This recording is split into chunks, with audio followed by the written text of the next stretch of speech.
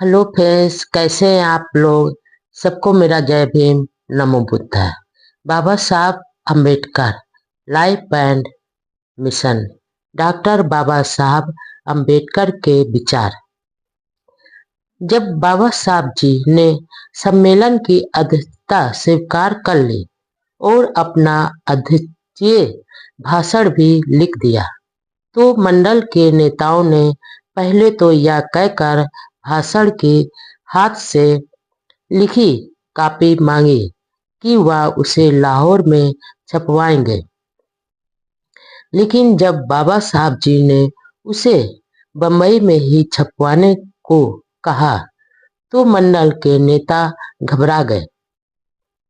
उन्हें शक हो गया और भाषण की छपी कापियों को चतुराई से लाहौर मंगवा लिया। 22 अप्रैल 1936 को उन्होंने बाबा साहब जी को एक पत्र लिखा कि वह अपने अध्यक्षीय भाषण में से वह भाग काट दें जिनमें वेदों और गीता की आलोचना की गई है।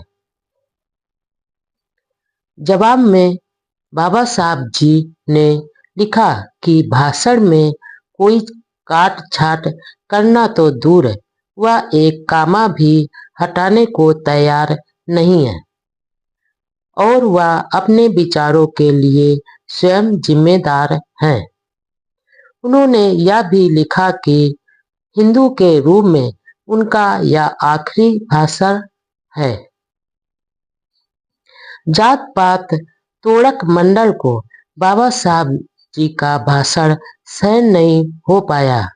वे धार्मिक रूढ़ियों पर प्रहार करने वाले तथा हिंदू धर्म में अछूतों की नरकीय दशा को की सच्चाई बताने वाले भाषण से घबरा गए। हिंदू धर्म के मंच पर ही हिंदू धर्म की कमियों को वे सुनना नहीं चाहते थे। आखिर मंडल ने यह कहकर कि स्वागत समिति अध्यक्ष के विचारों से सहमत नहीं है, सम्मेलन ही रद्द कर दिया। बाद में बाबा साहब का वह भाषण जात का विनाश, एनिहिलेशन ऑफ कास्ट के नाम से पुस्तक के रूप में छपा, जो आज देश दुनिया में खूब चर्चित है। जात का नाश करने वाले मानवतावादियों के लिए यह बहुत महत्वपूर्ण दस्तावेज है। उस किताब के अंग्रेजी संस्करण हाथों हाथ बिक गए और मांग इतनी बढ़ी कि उसका गुजराती, मराठी, पंजाबी, तमिल भाषाओं में भी अनुवाद कर छापा गया। इस घटना से हिंदू धर्म व उसके नेताओं के प्रति बाबा साहब का व्यवहार और अधिक कठोर हो गया। फिर सिख कॉन्फ्रेंस में भाग लेने से हिंदू अधिक चिढ़ गए। साथ में वे घबरा भी रहे थे। गांधी व उनके अनुयायियों में भी खलबली मची हुई थी। गांधी जी ने सेठ बालचंद, हीराचंद और जमनालाल बजाज जैसे करोड़पतियों को डॉक्टर अंबेडकर जी के पास भेजा और उन्हें कई तरह के प्रलोभन दिए। वर्धा में अछूतों ने बाबा साहब का भव्य स्वागत किया। इस पर दोनों सेठों ने कहा कि हम इनके लिए इतना पैसा खर्च करते हैं, लेकिन हमारे साथ ऐसा व्यवहार नहीं करते हैं जिस तरह दिल व उत्साह से ये आपसे मिलते हैं। बाबा साहब ने तुरंत उत्तर दिया, माँ और दाई में जो फर्क है वह मुझ में और आप में है। डॉक्टर अंबेडकर जी हिंदू धर्म के लिए ललकार हैं। गांधी, जात का विनाश नाम से प्रकाशित उस पुस्तक का सार स्वयं बाबा साहब जी ने इस प्रकार बताया। जात पात की व्यवस्था ने हिंदू धर्म को बर्बाद कर दिया। यह फैलना तो दूर, पतन की ओर जा रहा है। जब तक जाति वर्ण भेद रहेगा, इसमें शुद्धि आंदोलन चलाना एक मूर्खता होगी। जाति भेद के रहते हुए कोई संगठन नहीं हो सकता, और जब तक संगठित नहीं होंगे तब तक हिंदू दुर्बल और दब्बू ही बने रहेंगे। यदि हिंदू धर्म का वर्ण भेद अच्छा प्रजनन है तो इसने किस प्रकार की नस्ल पैदा की है। शारीरिक रूप से हिंदू ठिगुनों व बौनों की जाति है जिसका ना कद है ना बल। यह एक ऐसी जाति है जिसका 9वां-10वां भाग सैनिक सेवा के लिए आयोग ठहराया जा चुका है। इससे साबित होता है कि वर्ण व्यवस्था में आधुनिक विज्ञान के सुप्रजनन शास्त्र का कुछ भी आधार नहीं है। भारत में सामाजिक क्रांति क्यों नहीं हुई? इस सवाल के जवाब में बाबा साहब लिखते हैं, हिंदुओं की नीची जातियों को इस वर्ण व्यवस्था ने किसी प्रकार की क्रांति करने के योग नहीं रहने दिया। शास्त्र धारण करने का अधिकार नहीं दिया, विद्या का हक नहीं दिया और नीच बना दिया। इस प्रकार वे अपनी मुक्ति का मार्ग ढूंढ ही नहीं पाए, सोच भी नहीं सके। वह यह भी लिखते हैं कि हिंदू जाति भेद को इसलिए नहीं मानते हैं कि वे क्रूर हैं, दिमाग में विकार है, बल्कि उन्हें धर्म अपने प्राणों से भी प्यारा है। इसकी जड़ वे धर्म ग्रंथ हैं जिन्होंने यह भावना पैदा की। इसलिए यदि आप जात भेद को मिटाना चाहते हैं तो आपके लिए वेदों और शास्त्रों को बारूद से उड़ा देना होगा। जो तर्क विज्ञान व नैतिकता को नकारते हैं, उन शास्त्रों व स्मृतियों को तबाह करना होगा। डॉक्टर अंबेडकर जी ने हिंदू धर्म में सुधार के लिए 3 बातों पर जोर दिया। नंबर 1, हिंदू धर्म में केवल एक प्रामाणिक पुस्तक होनी चाहिए जिसे सब हिंदू माने। नंबर डॉक्टर अंबेडकर जी ने हिंदू धर्म में सुधार के लिए 3 बातों पर जोर दिया। नंबर 1, हिंदू धर्म में केवल एक प्रामाणिक पुस्तक होनी चाहिए जिसे सब हिंदू माने। नंबर 2, पुरोहित का पेशा वंश परंपरागत करने की बजाय हर हिंदू व्यक्ति को पुरोहित बनने का अधिकार हो। यह कानून होना चाहिए कि राज्य सरकार की निर्धारित परीक्षा पास हिंदू ही पुरोहित होगा और वही पुरोहिताई करेगा जिसे राज्य सरकार से सनद मिली हुई हो, जैसे वकील को वकालत के लिए जरूरी होता है। नंबर 3, जिसके पास प्रमाण पत्र व सनद नहीं हो उसके लिए पुरोहित का काम करना अपराध ठहराया जाए। डॉक्टर अंबेडकर जी के भाषण पर गांधी जी ने 11 जुलाई 1936 को हरिजन नामक अपने अखबार में लिखा था, डॉक्टर अंबेडकर जी हिंदू धर्म के लिए ललकार हैं। खोने के लिए गुलामी की बेड़ियां, पाने के लिए सारा जहां। बाबा साहब का झुकाव सिख धर्म की ओर था। इसी सिलसिले में वह अमृतसर की सिख कॉन्फ्रेंस में भी शामिल हुए थे। लेकिन अब तक वह किसी नतीजे पर नहीं पहुंचे थे। धर्मांतरण पर वह अपनी महार जाति के लोगों की भी राय जानना चाहते थे कि आगे क्या फैसला करें। इसलिए उन्होंने 31 जुलाई 1936 को दादर बंबई में महार जाति का सम्मेलन बुलाया। इसमें यूरोपीय पादरी स्टेनले जोन्स व भास्कर राव जाधव जैसे नेता भी उपस्थित थे। मंच सिख व मुस्लिम नेता भी बैठे थे। सम्मेलन की अध्यक्षता हैदराबाद के अछूत नेता बी.एस. वेंकट राव ने की। महार के अलावा अन्य जातियों को नहीं बुलाने के संबंध में बाबा साहब जी ने कहा कि इसके लिए वे बुरा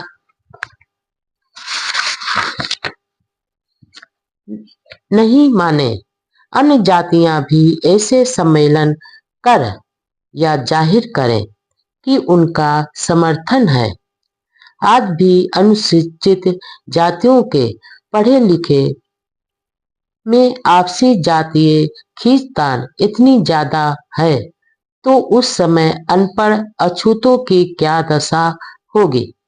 इसलिए बाबा साहब जी की दशा कितनी दुविधा में होगी, इसकी मात्र कल्पना ही की जा सकती है। डॉक्टर अम्बेडकर जी ने सम्मेलन में मराठी भाषा में 50 पेज का एक लिखित भाषण दिया। उन्होंने अछूतों से कहा, तुम्हारे पास गंवाने के लिए कुछ भी नहीं है। तुम सिर्फ अपनी गुलामी की बेड़ियों को ही गंवाओगे। जहां तक अछूत समाज हिंदू समाज के रहेगा, उसकी प्रगति नहीं होगी।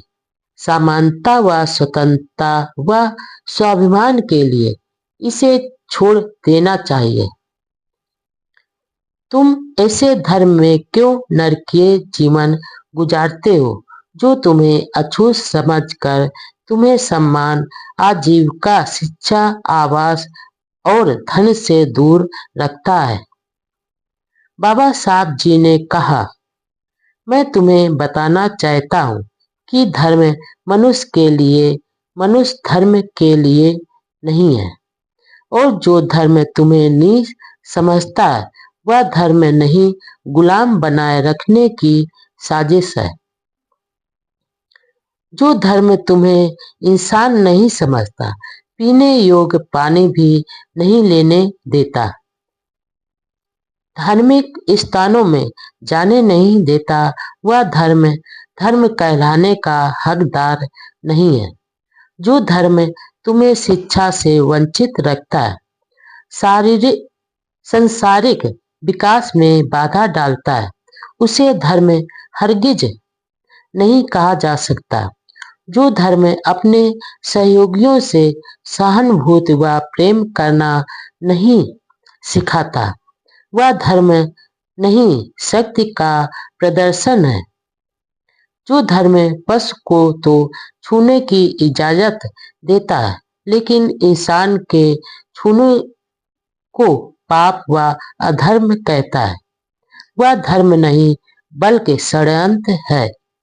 जो धर्म गरीब को गरीब और अनपढ़ रहने पर मजबूर करता है, वह धर्म नहीं बल्कि एक संकट है। वह धर्म नहीं बल्कि गुलाम बनाए रखने की साजिश है। डॉक्टर अम्बेडकर जी ने कहा, जिस धर्म में एक वर्ग विद्या अध्ययन करे, दूसरा शास्त्र धारण करे, तीसरा व्यापार करे और चौथा सिर्फ सेवा करे, ऐसा कहा गया है, वह धर्म मुझे स्वीकार नहीं। जो धर्म एक के हाथ में शस्त्र देकर दूसरे को निशस्त्र कहता है, वह धर्म नहीं बल्कि गुलाम बनाए रखने की साजिश है। जो धर्म कुछ लोगों के लिए धन प्राप्त करने का मार्ग खुला रखता है और बाकी लोगों को गुजारने के लिए दूसरों पर निर्भर रहने की आज्ञा देता है, वह धर्म नहीं बल्कि बड़ी स्वार्थपरता है। व्यक्ति के विकास के लिए 3 बातों की जरूरत होती है: सहानुभूति, समता और स्वतंत्रता। हिंदू धर्म में तुम्हारे लिए इन बातों में से एक भी नहीं है। हिंदू तुम्हें परायों से भी अधिक पराये मानते हैं। शत्रुता से भरे इस वातावरण में रहकर तुम्हारा क्या भला होगा? एक मनुष्य दूसरे मनुष्य को इतना अधिक पतित नीच समझे कि उसको छूने से भी इनकार करे, ऐसी प्रथा हिंदू धर्म के अलावा और कहीं मिलेगी क्या? कुछ लोग या तो कहते हैं कि छुआछूत हिंदू धर्म के माथे पर कलंक है, लेकिन हिंदू धर्म कलंकित है ऐसा एक भी हिंदू नहीं मानता। लेकिन तुम कलंकित हो, अपवित्र हो, या तो हिंदू मानते हैं। तुम्हारे में से जो मुसलमान या ईसाई हो गए, उनको हिंदू लोग अछूत नहीं मानते। तुम्हारी गरीबी, गुलामी व असमानता के लिए यदि कोई कारण है, तो वह तुम्हारा हिंदू धर्म है। जिस धर्म में मनुष्य की मनुष्यता का कोई मोल नहीं, वह धर्म किस काम का? कण कण में ईश्वर तो फिर अछूत पशु से बदतर क्यों? कण कण में ईश्वर का वास है, ऐसे मानने वाले ढोंगी हैं, क्योंकि वे इंसान को पशु से भी बदतर मानते हैं। ईसाई और मुसलमान धर्म में ऊंच नीच नहीं है, लेकिन हिंदू लोग तुम्हें नीच समझते हैं, इसलिए मुसलमान और ईसाई भी तुम्हें नीच समझते हैं। इसलिए इस कलंक को धोने का सही उपाय है, और वह है हिंदू धर्म का त्याग। यह कहा जाता है कि हिंदुओं में कई लोग हिंदू धर्म में सुधार करने के लिए तैयार हैं, इसलिए उनके सहयोग से जाति भेद व छुआछूत को नष्ट करने की बजाय धर्म को छोड़ना उचित नहीं है।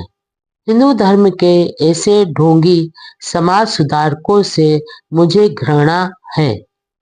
अमेरिका में काले निग्रो को श्वेतों की गुलामी से आजाद कराने के लिए वहां के गोरे समाज सुधारकों ने गोरे शोषकों के खिलाफ ही घोर संघर्ष किया। क्या हिंदू समाज सुधारक अछूतों को सवर्ण हिंदुओं की गुलामी से मुक्त कराने के लिए वैसा गृह युद्ध करने को तैयार है?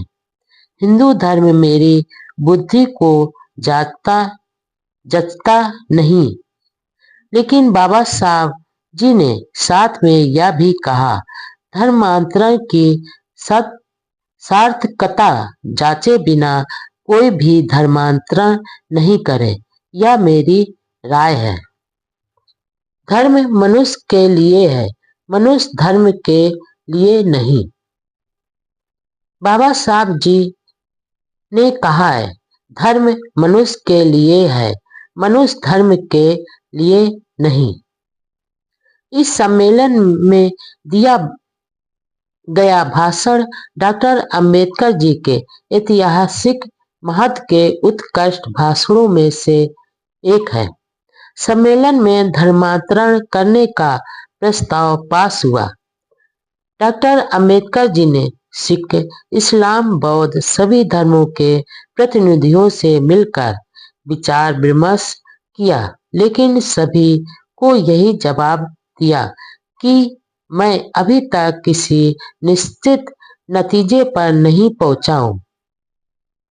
दरअसल वह सभी को आजमा रहे थे, लेकिन बाबा साहब जी की एक बात बहुत ही महत्वपूर्ण थी वह यह थी कि हालांकि उन्हें हिंदू धर्म और हिंदू समाज से लाख शिकायतें थी, लेकिन वह भारतीय हिंदू समाज के प्रति अपनी मानवीय जिम्मेदारी भी महसूस करते थे।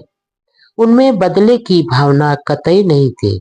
वह इसी समाज व देश में रहकर मानवता की सेवा करना चाहते थे। वह एक स्वाभिमानी सज्जन व मानवतावादी पुरुष थे।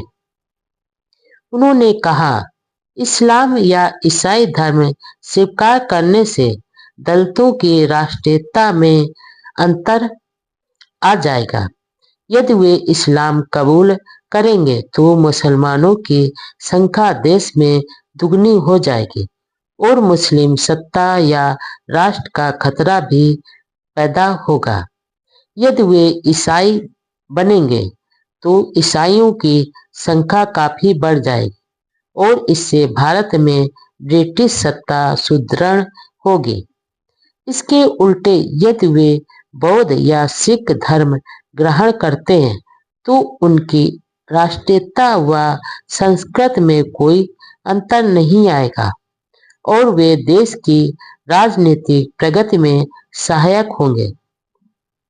ऐसा था बाबा साहब का राष्ट्र प्रेम। निजाम हैदराबाद की ओर से मुस्लिम नेता डॉक्टर अंबेडकर जी से लगातार संपर्क बनाए हुए थे। उन्होंने 6 करोड़ रुपयों का प्रलोभन भी दिया, लेकिन बाबा साहब जी ने इस पेशकश को ठुकराते हुए कहा, अछूत कोई भेड़ बकरियां नहीं है जिनको मंडी में खरीदा या बेचा जा सकता है। ईसाई मिशनरी भी भाग दौड़ कर रहे थे, लेकिन डॉक्टर अंबेडकर जी ऐसा धर्म चाहते थे जो भारतीय हो और जिसमें जाति वर्ण भेद नहीं हो। इसलिए शुरू में वह सिख धर्म की ओर आकर्षित हुए। सिख नेताओं से लंबी चर्चाएं भी हुई, लेकिन हाँ नहीं कहा। यह सही है कि सिख धर्म में सैद्धांतिक तौर पर जाति वर्ण भेद नहीं है, लेकिन व्यवहार में वहां भी जात पात ऊंच नीच है, अछूत जातियां हैं, जिससे स्वयं सिख नेताओं ने भारत सरकार के समक्ष स्वीकार भी किया है। सिख धर्म का उदय हिंदू धर्म में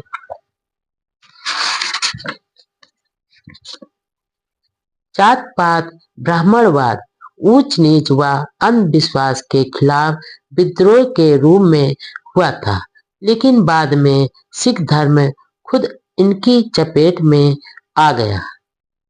गांधी वर्ण व्यवस्था के रक्षक थे, डॉक्टर अंबेडकर इसके विनाशक।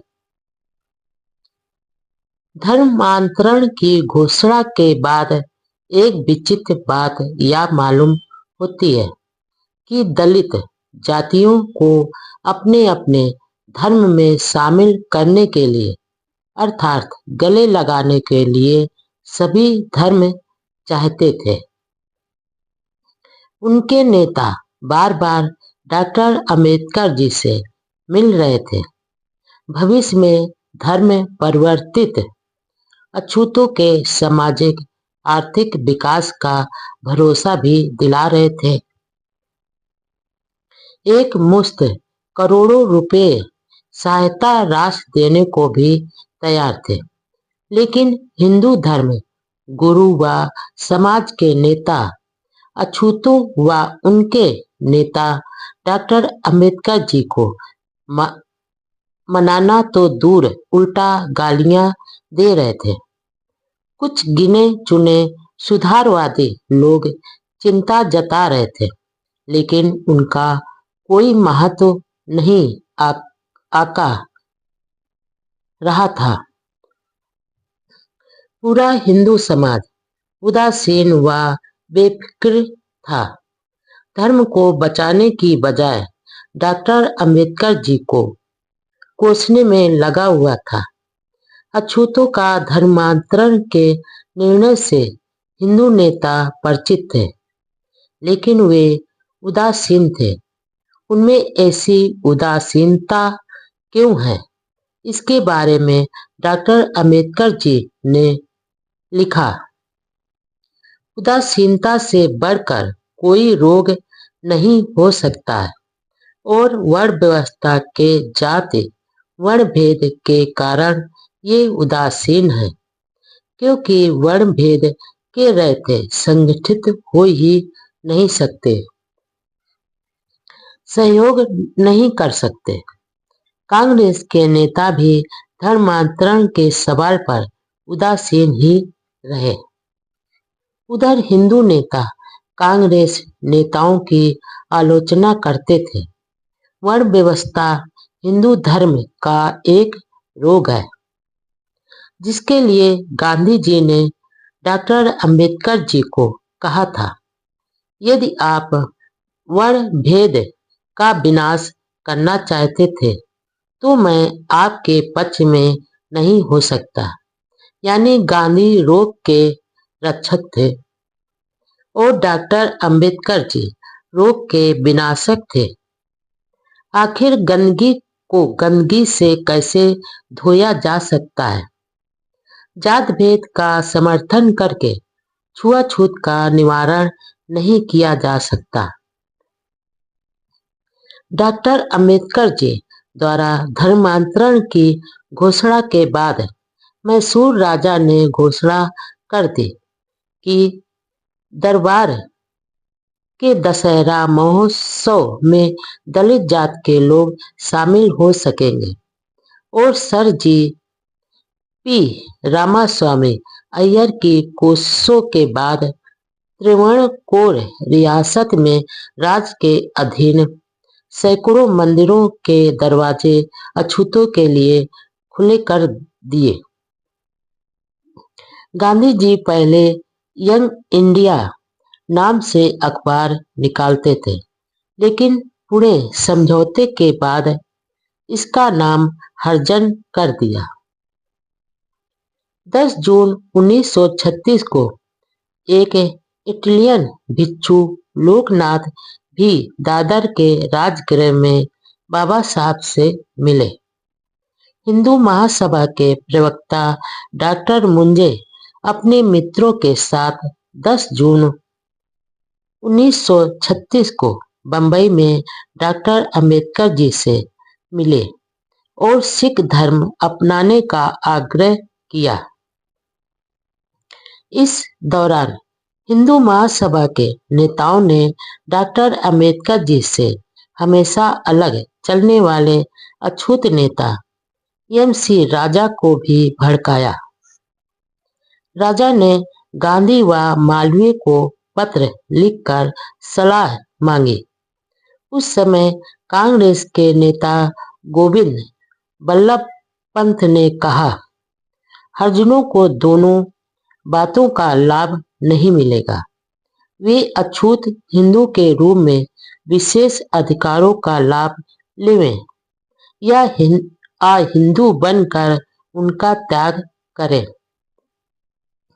पंत को डॉक्टर अंबेडकर जी ने जवाब दिया, कांग्रेस पार्टी की यह साजिश है कि अछूत लोग और मैं घबराकर आने वाले चुनाव में लड़े ही नहीं। पार्टी की कोशिश है डॉक्टर अंबेडकर जी और उनके अनुयायियों को हिंदू धर्म में रहने के लिए मजबूर किया जाए। डॉक्टर अंबेडकर जी के कहने का अर्थ यह था कि अछूतों को जो सीटें मिली हैं वे हिंदुओं के हिस्से में से न होकर आम चुनाव क्षेत्र से प्राप्त हुई हैं। अछूतों का जो वर्गीकरण किया गया है वह धार्मिक दृष्टि से नहीं होकर सामाजिक और आर्थिक आधार पर किया गया है। पंत और डॉक्टर अंबेडकर जी के बीच वाद विवाद के बारे में संडे स्टेट्समैन अखबार ने लिखा कि डॉक्टर अंबेडकर जी जैसे कानून विशेषज्ञ संवैधानिक विषयों में हस्तक्षेप करने वाले कोई एरे गैरे व्यक्ति नहीं है। वह संविधान विज्ञान के महान कानून विशारद हैं। किस समय किस मुद्दे पर क्या बोलना है वे अच्छी तरह जानते हैं। उनके पास बुद्धि की बड़ी पूंजी है, इसलिए वे हर समय किसी भी विषय पर वाद विवाद की स्थिति में तैयार रहते हैं। इसलिए डॉक्टर साहब का कहना उचित है।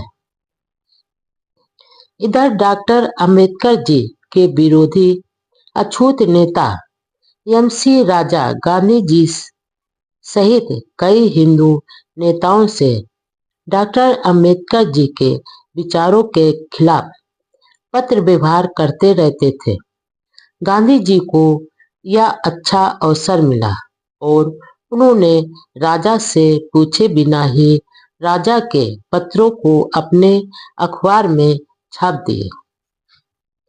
अब पाठक अंदाज लगा सकते हैं कि डॉक्टर अंबेडकर जी पर क्या गुजरी होगी। राजनीतिक क्षेत्र में संघर्ष, लेबर पार्टी की स्थापना। बाबा साहब के मन में अछूत किसान, मजदूर, मेहनतकश कौम के अधिकारों की बहुत चिंता थी। उनकी इच्छा थी राजनीति में प्रवेश कर कानून के माध्यम से इनके अधिकारों की रक्षा हो तथा प्रगति करे। गवर्नमेंट ऑफ इंडिया एक्ट 1935 के अनुसार राज्य सरकारों को स्वशासन का अधिकार दिया जाना था और फरवरी 1937 में राज्यों में चुनाव होने जा रहे थे। हर पार्टी चुनाव की तैयारियां कर रही थी।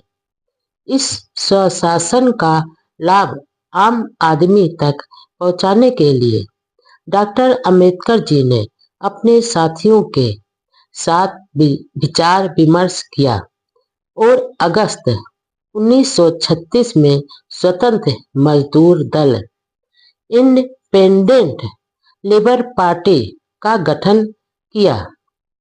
इंडिपेंडेंट लेबर पार्टी का दृष्टिकोण सिर्फ अछूतों तक ही सीमित नहीं था, बल्कि इसका उद्देश्य भूमिहीनों, गरीब किसानों तथा मजदूरों के हितों की रक्षा तथा उनकी समस्याओं का समाधान करना था। हालांकि पार्टी का कार्यक्षेत्र बंबई राज्य तक ही सीमित था। डॉक्टर अंबेडकर जी ने नई राजनीतिक पार्टी में अछूतों के अलावा गैर दलितों को भी जोड़ने की योजना बनाई, क्योंकि उन्होंने लिखा, आज का युग जातीय गठबंधन का नहीं है। इंडिपेंडेंट लेबर पार्टी का उद्देश्य श्रमिकों का कल्याण है या मजदूरों का संगठन है। दलित वर्ग, डिप्रेस्ड क्लास नाम के स्थान पर मजदूर शब्द का प्रयोग करने का उद्देश्य एक ही है, वह है मजदूर वर्ग में दलित वर्ग का समावेश करना। लेबर पार्टी की मान्यता थी कि किसान की जमीन के निरंतर टुकड़े होना और उन पर जनसंख्या का दबाव होना किसानों की गरीबी का मुख्य कारण है। इसका समाधान यह है कि पुराने लघु उद्योगों को बहाल किया जाए और नए उद्योग शुरू किए जाएं। लोगों की योग्यता और उत्पादन शक्ति बढ़ाने के लिए उन्हें तकनीकी शिक्षा दी जाए। इसके लिए सरकार की ओर से उद्योग चलाने और प्रबंध करने का सुझाव दिया गया। कारखाने के कामगारों के रोजगार तथा कल्याण के लिए बेहतर कानून बनवाना भी पार्टी का एक लक्ष्य था।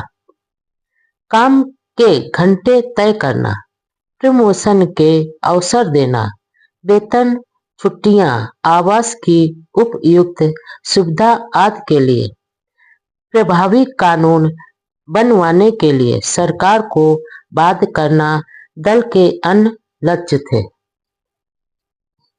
सामाजिक सुधारों के बारे में पार्टी ने घोषणा की कि पार्टी समाज सुधारकों व प्रगतिशील विचारकों को सहयोग करेगी तथा पूंजीवाद, ब्राह्मणवाद, सामंतवाद व धर्मांधता का घोर विरोध करेगी। पार्टी में सुझाव दिया कि धार्मिक स्थलों का अतिरिक्त बेशुमार धन शैक्षणिक कार्यों में खर्च किया जाना चाहिए। गांव की दशा सुधार कर आधुनिकीकरण की भी पार्टी योजना बनाएगी। पार्टी में सभी जाति वर्ग के मजदूर किसान सदस्य थे। इसकी शाखाएं मध्य प्रांत व मद्रास में भी खोली गई। बम्बई के मजदूर बाबा साहब का बहुत सम्मान करते थे। बम्बई के मिल मजदूरों की दशा से डॉक्टर अंबेडकर जी की अच्छी तरह परिचित थे। विद्यार्थी जीवन में मिल में काम करने वाले अपने संबंधियों को उनके भोजन के डिब्बे मिल तक पहुंचाने का काम डॉक्टर अंबेडकर जी कर चुके थे। उनको समाज के हर शोषित पीड़ित वर्ग से सहानुभूति थी। विदेश का दौरा और विवाह की अफवाह। कई क्षेत्रों में रात दिन शारीरिक भागदौड़ व मानसिक श्रम के कारण बाबा साहब के स्वास्थ्य पर असर पड़ रहा था। इस कारण 11 नवंबर 1936 को उन्हें स्वास्थ्य लाभ के लिए यूरोप जाना पड़ा। वहां वे वियना, लंदन, जेनुआ व बर्लिन में रहे। बाद में लंदन गए और 14 जनवरी 1937 को वापस भारत आए।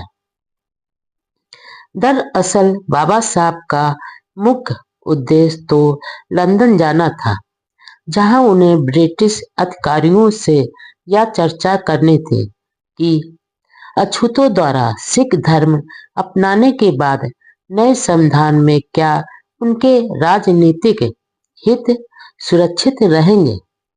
इसके लिए वह 1 सप्ताह लंदन में रहे। वह विदेश से लौटे तो उनके स्वागत में हजारों लोग बम्बई बंदरगाह पर मौजूद थे। इन लोगों में बाबा साहब के अनुयायियों व शुभ चिंतकों के अलावा कुछ ऐसे लोग भी थे जो डॉक्टर अंबेडकर जी की विदेशी पत्नी को देखने के लिए आए थे। दरअसल यूरोप यात्रा के दौरान विधिद व्रत नामक बम्बई के एक मराठी अखबार ने एक निराधार खबर छापी थी कि डॉक्टर अंबेडकर जी ने यूरोप में एक विदेशी महिला से शादी रचा ली है।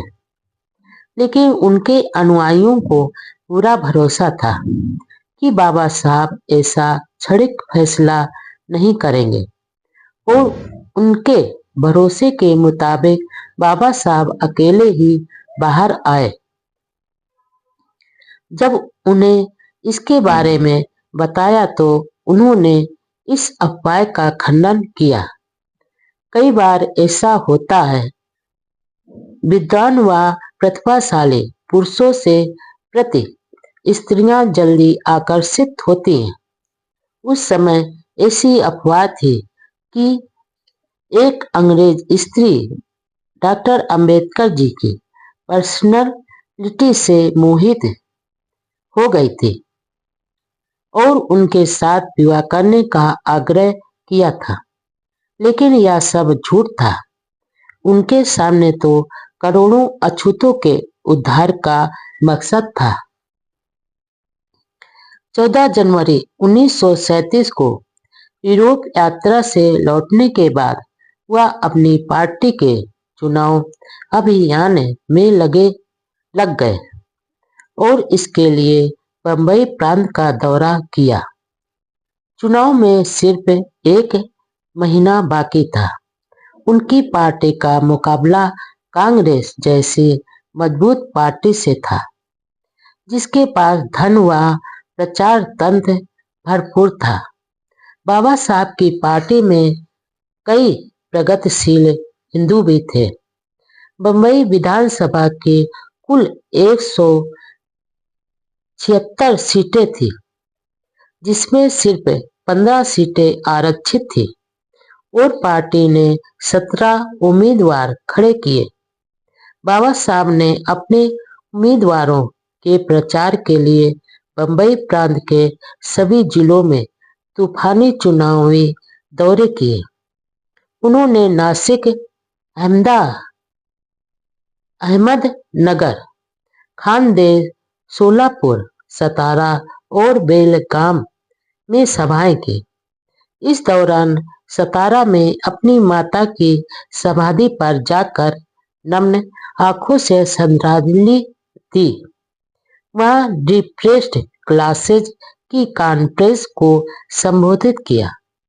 कांग्रेस पार्टी ने सभी राज्यों में अपने उम्मीदवार खड़े किए थे। कांग्रेस ने 2 सीटों पर काफी ताकत झोंकी। पहली, जहां से बाबा साहब उम्मीदवार थे, और दूसरी एल.बी. भोपटेकर की सीट पर भोपटकर डेमोक्रेटिक स्वराज पार्टी के उम्मीदवार थे और एक समय पक्के कांग्रेसी थे। बाबा साहब ने भोपटेकर के समर्थन में सभा को संबोधित किया, जबकि कांग्रेस ने भोपटकर का कड़ा विरोध किया। उनका लेबर पार्टी के साथ समझौता हुआ था। डॉक्टर अम्बेडकर जी के सामने कांग्रेस पार्टी के उम्मीदवार के रूप में प्रसिद्ध क्रिकेटर खिलाड़ी के बालू पालवनकर थे। साथ ही 2 अन्य उम्मीदवार देवरुखकर व राजभोज को डॉक्टर अम्बेडकर जी के वोट काटने के लिए खड़ा कर दिया। बाबा साहब को हराने के लिए कांग्रेस ने पूरी ताकत झोंक दी। लेबर पार्टी की शानदार जीत, अछूतों में खुशी की लहर। 17 फरवरी 1937 को चुनाव हुआ। इसमें डॉक्टर अम्बेडकर जी की लेबर पार्टी के 17 में से 15 उम्मीदवार चुनाव जीत गए। बाबा साहब भारी वोटों से जीते थे और के बालू की पराजय हुई। कांग्रेस की सारी मेहनत पर पानी फिर गया। दलितों के लिए सुरक्षित 15 सीटों में से कांग्रेस केवल 2 सीटें ही जीत सकी थी। इस चुनाव में उन अछूत नेताओं के खिलाफ भी कांग्रेस ने जमकर प्रचार किया, जिन्होंने पूना पैक्ट पर हस्ताक्षर किए थे। 17 में से 15 उम्मीदवारों की जीत से महाराष्ट्र के दलितों में खुशी की लहर दौड़ गई। इंडिपेंडेंट लेबर पार्टी की यह शानदार जीत थी। इसी समय एक अन्य सफलता ने भी बाबा साहब व उनके अनुयायियों को खुशियां दिलाई। महर तालाब के केस का फैसला भी बंबई हाई कोर्ट ने 17 मार्च 1937 को अछूतों के पक्ष में कर दिया। 19 मार्च 1927 को शुरू हुआ संघर्ष 10 साल बाद विजय के रूप में बदला। चुनाव में कांग्रेस की जीत हुई, लेकिन वह पुरानी अंतरिम सरकार के खिलाफ अविश्वास प्रस्ताव लाना चाहते थे। डॉक्टर अंबेडकर जी विपक्ष के मजबूत नेता के रूप में थे, जो कांग्रेस के लिए बड़ी चुनौती थी, क्योंकि एक तो वह कांग्रेस के कट्टर आलोचक थे, दूसरे कांग्रेस की राजनैतिक चालों को भली भांति जानते थे।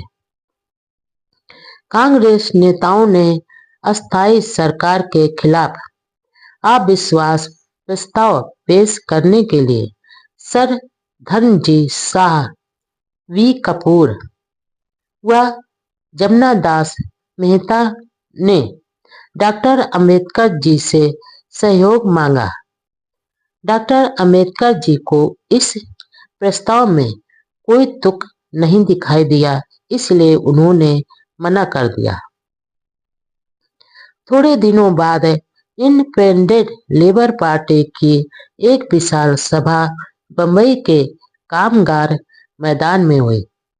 इस सभा में बोलते हुए डॉक्टर अंबेडकर जी ने कांग्रेस को चेतावनी दी, हमें यह नहीं लगता कि ब्रिटिश सत्ता से कांग्रेस पार्टी का चल रहा कथित संघर्ष खत्म होने तक हमारे दुख और शिकायतें वैसी ही चलती रहें। अपने भाषण में कांग्रेस के जवाहरलाल नेहरू की उस सोच की कड़ी निंदा की, जिसके कारण उन्होंने अपने नौकर हरि को दलित वर्ग के नामी उम्मीदवार के सामने खड़ा कर दिया और उस अछूत नौकर को जितवा भी दिया। उन्होंने यह भी स्पष्ट किया कि अंतरिम सरकार में उन्होंने मंत्री पद क्यों नहीं स्वीकार किया। उन्होंने बताया कि ऐसे मंत्रिमंडल में मंत्री बनने का क्या औचित्य था, जो अल्पमत में हो और अधिक समय तक चलने वाला नहीं हो। बंबई विधानसभा। डॉक्टर अंबेडकर जी ने हरिजन शब्द का विरोध किया। आखिर कांग्रेस ने सरकार बनाने का फैसला किया। अस्थायी सरकार ने त्याग पत्र दे दिया था। 19 जुलाई 1937 को विधानसभा में चुने गए नए मंत्रिमंडल ने शपथ ग्रहण की, जिसमें एक भी दलित मंत्री नहीं था, अधिकतर ब्राह्मण ही थे। शपथ ग्रहण समारोह में अन्य सदस्यों के विपरीत डॉक्टर अंबेडकर जी ने गीता पंथ हाथ में रखकर शपथ ग्रहण करने से मना कर दिया और अलग सम्मानजनक ढंग से शपथ ग्रहण की।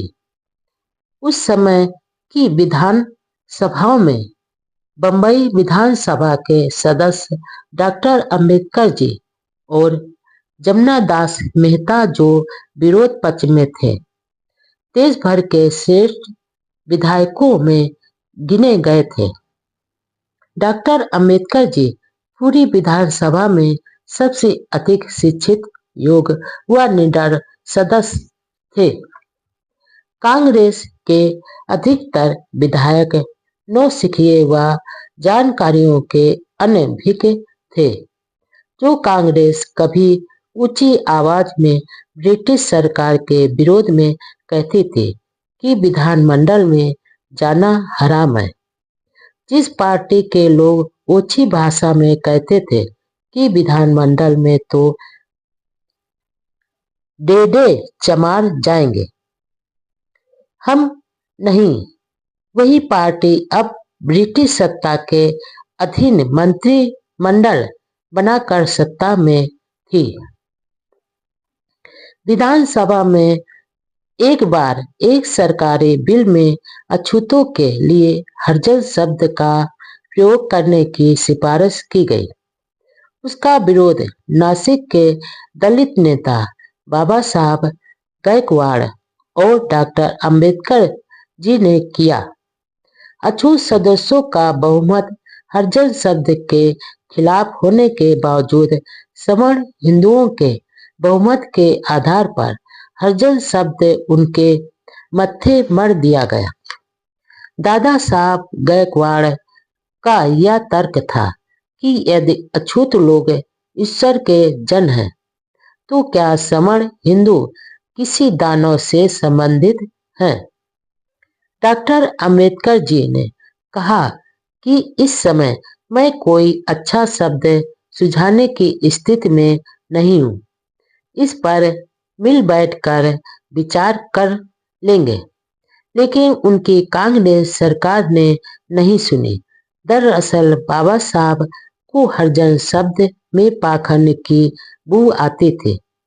जब डॉक्टर अंबेडकर जी के निवेदन पर ध्यान नहीं दिया, तो उनकी पार्टी के सदस्यों ने विरोध करने के लिए वॉक आउट किया। इस शब्द के प्रयोग पर प्रतिबंध की मांग बाद में भी बार बार उठती रही। आखिर एक अम्बेडकरवादी कार्यकर्ता व रतनलाल कैन के प्रयासों से केंद्र सरकार के गृह मंत्रालय ने 16 अगस्त 1990 के द्वारा हरिजन व गिरिजन शब्द का सरकारी कामकाज में प्रयोग करने पर रोक लगाई। मजदूरों, किसानों के हित, जमींदारी प्रथा के विरोध में बिल। महाराष्ट्र के गांवों में ज्यादातर महार अछूत लोग सरकारी चौकीदारी का काम करते थे, जिसके बदले में उन्हें बतनी जमीन मिली थी, लेकिन उस पर उनका कोई अधिकार नहीं था। जमीन के छोटे टुकड़े होने से उस पर पैदावार नहीं के बराबर होती थी, जबकि सरकारी चौकीदार के रूप में उनके रात दिन गुलामों की तरह काम लिया जाता था।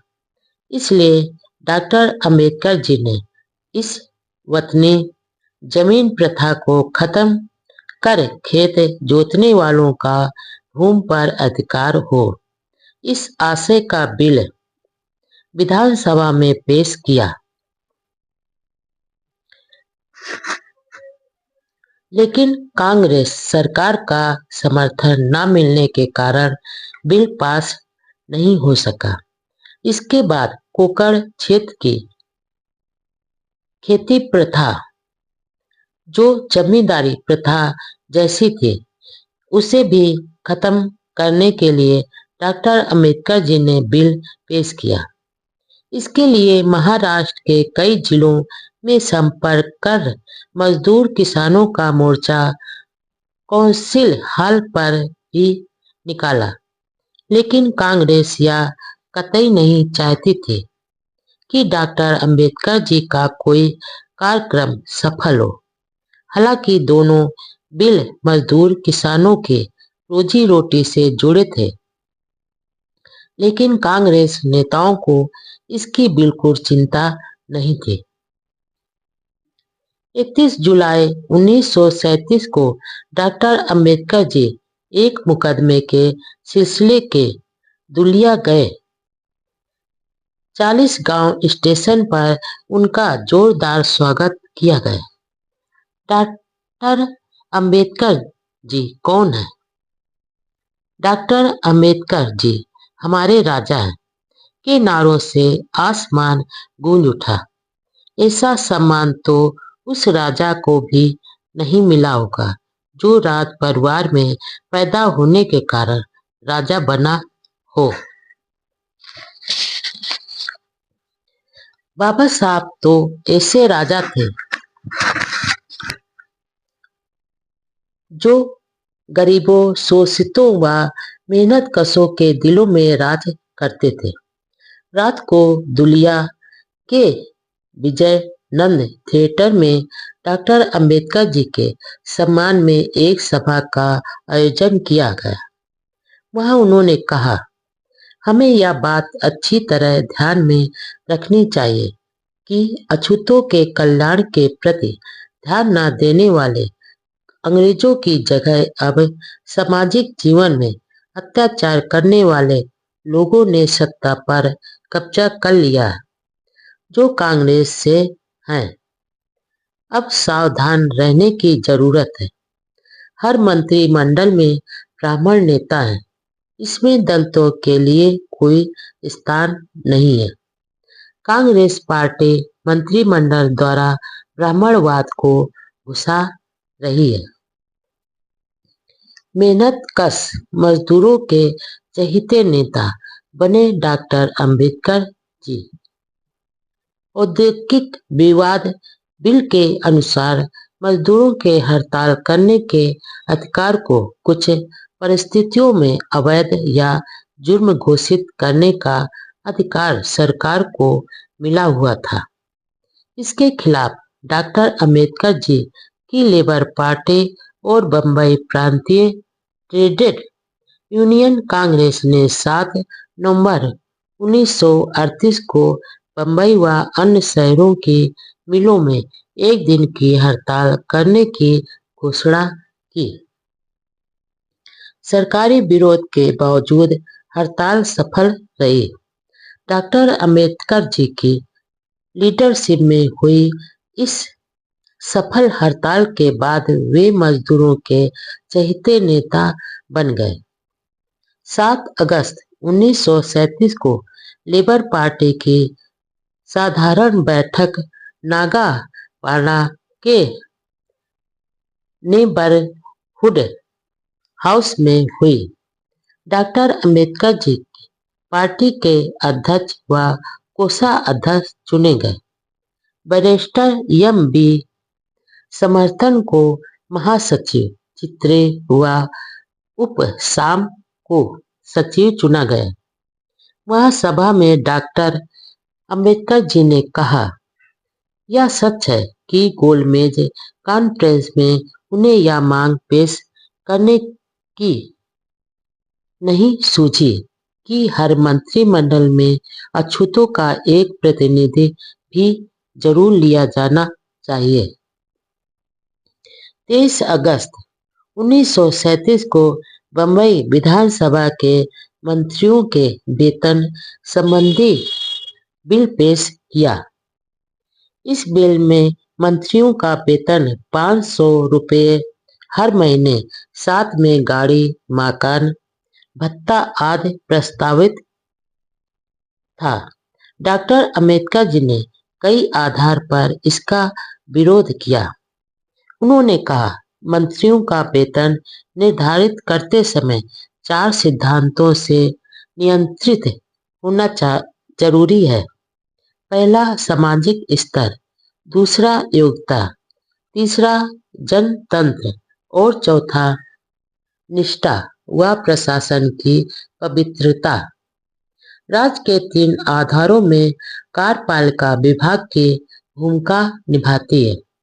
जो व्यक्ति योग्य है उसके लिए 500 रुपये की राशि जनता द्वारा प्रदत्त विश्वास की तुलना में कोई महत्व नहीं रखती, इसलिए वह जीवन के अन्य क्षेत्रों में जा सकता है। और परिणाम यह हो सकता है कि जिनके लिए पैसों का विरोध महत्व नहीं है, वे लोग राजनीतिक शक्ति पर कब्जा जमा लेंगे। उन्होंने आगे कहा, यदि देश के जीवन स्तर को ध्यान में रखा जाए तो हर मंत्री को 75 रुपये वेतन मिलना चाहिए।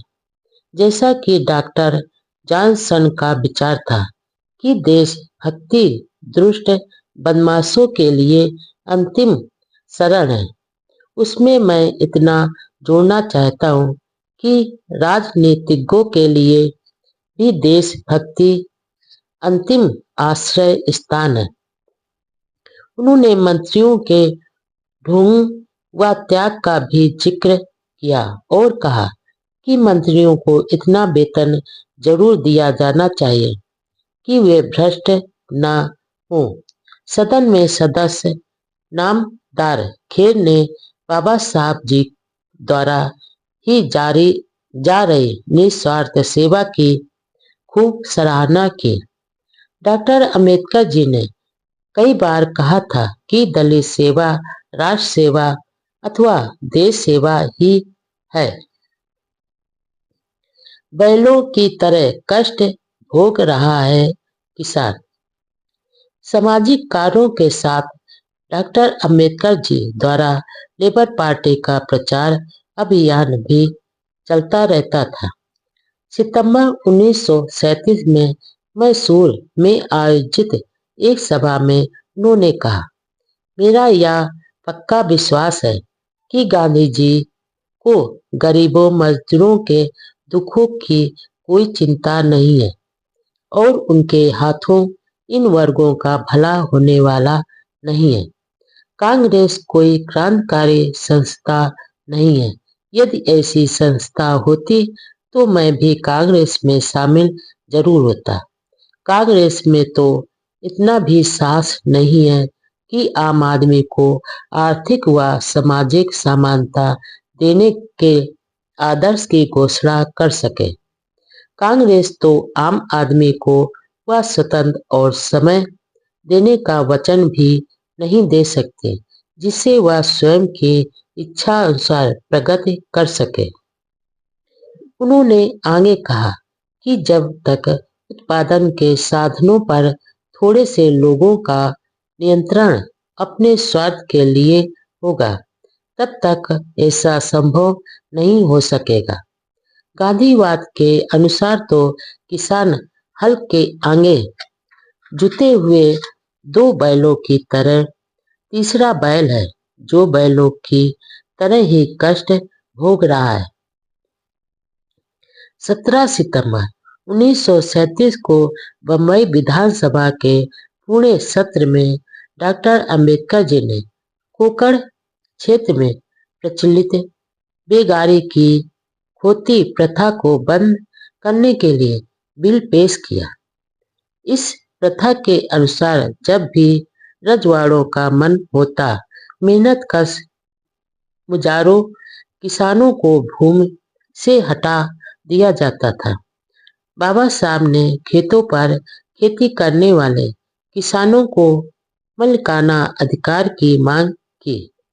भारत के इतिहास में यह पहला अवसर था जब विधानसभा में किसानों के हितों के लिए कोई विधायक इस तरह के बिल पेश कर रहे थे। सरकार के किसान विरोधी रवैये के कारण इस बिल पर विधानसभा में विचार नहीं हो सका। मुजारों किसानों से अतिरिक्त काम लिया जाता था जिसके खिलाफ भी बाबा साहब ने बिल पेश किया। उस समय तो कुछ नहीं हो पाया लेकिन 1950 को कानून की धारा के अधीन या अपराध घोषित किया गया। बाबा साहब ने दूसरा बिल महार वतन कुप्रथा को बंद करने के लिए पेश किया जिसके लिए वह 1927 से आंदोलन चला रहे थे। आखिर 1959 में महार वतन की प्रथा बंद हुई। एक उर्दू दैनिक अखबार के संपादक अली बहादुर खान ने प्रसिद्ध मराठी अखबार विधित व्रत के संपादक आर के तटनीस के खिलाफ एक लेख के सिलसिले में मानहानि का मुकदमा दर्ज कर रखा था।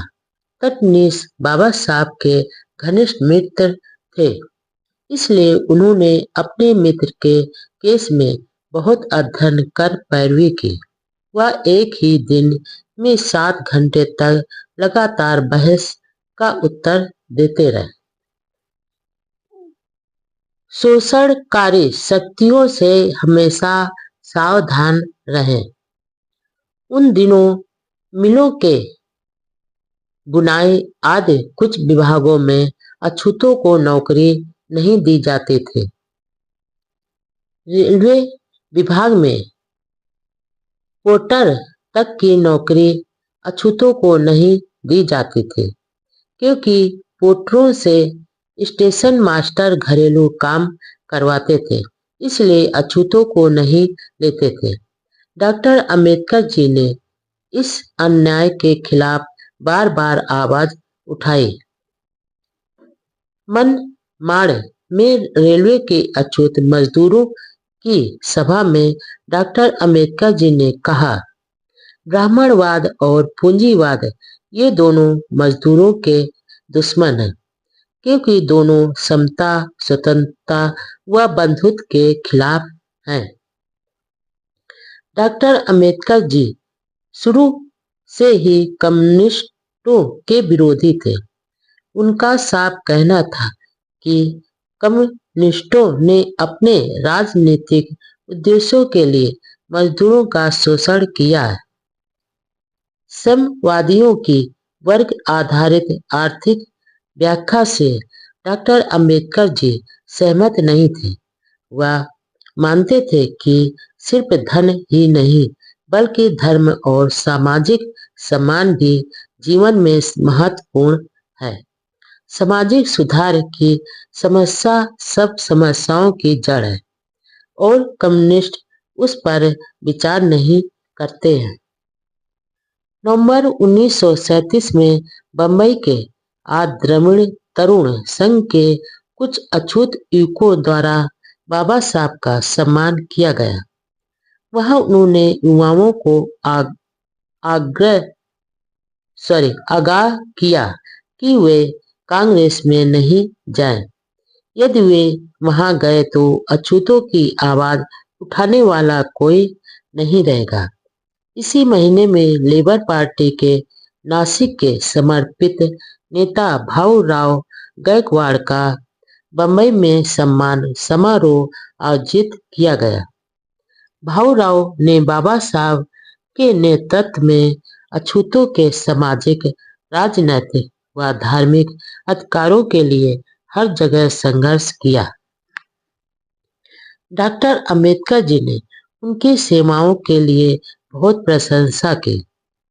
बाबा साहब बहुत कम लोगों की ऐसी तारीफ करते थे। 1 जनवरी 1938 को सोलापुर जिले के दलित समाज के एक सम्मेलन में शामिल हुए। यह सम्मेलन वहां के प्रसिद्ध हिंदू तीर्थ पंढरपुर में आयोजित किया गया। पंढरपुर जाते समय रास्ते में कुर्दवाड़ी स्टेशन पर उनका स्वागत किया गया। वहां से एक खास मोटर में से वे पंढरपुर पहुंचे। रास्ते में करकेव गांव में संत समाज की सभा में भाषण में कहा कि कांग्रेस से हमेशा सावधान रहो, क्योंकि हमारा शोषण, छल और खून चूसने वाले लोगों के साथ कांग्रेस ने समझौता किया है। हमें हमेशा याद रखना चाहिए कि खादी के कपड़े व खादी की टोपी पहनकर ये लोग हमारे कल्याण का ढोंग रच रहे हैं। दोपहर को पंढरपुर पहुंचने पर डाक बंगले तक डॉक्टर अंबेडकर जी को जुलूस के रूप में लाया गया। इस सम्मेलन में लगभग 1000 प्रतिनिधि थे। अपने भाषण में डॉक्टर अंबेडकर जी ने कहा कि इस समय 3 सवाल हमारे सामने हैं। पहला, क्या उनको कभी हिंदू समाज में बराबरी का दर्जा मिल सकेगा? दूसरा सवाल कि क्या हमें राष्ट्रीय संपत्ति में पर्याप्त हिस्सा मिलेगा? और तीसरा सवाल यह है कि हमारे स्वाभिमान और स्वयं की सहायता करने के आत्मनिर्भरता आंदोलन का आगे क्या होगा? पहले सवाल का जवाब यह है कि जब तक जाति व्यवस्था रहेगी तब तक यह संभव नहीं होगा।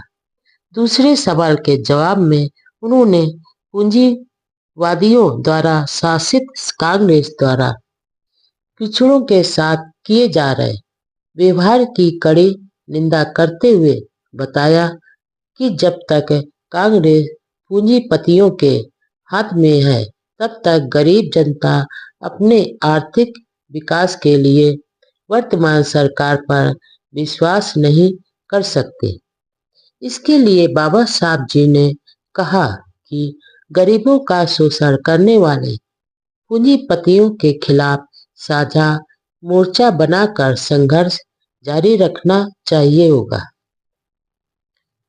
उन्होंने कहा कि हमें यह बात ध्यान में रखनी है कि वे इस कदम द्वारा कुछ भी खोने वाले नहीं हैं, जबकि वे सब कुछ प्राप्त कर सकते हैं। बस उन्हें बलिदान के लिए तैयार रहना होगा। मौत के डर से मुक्त होकर शेरों की तरह गरज कर आगे बढ़ना होगा।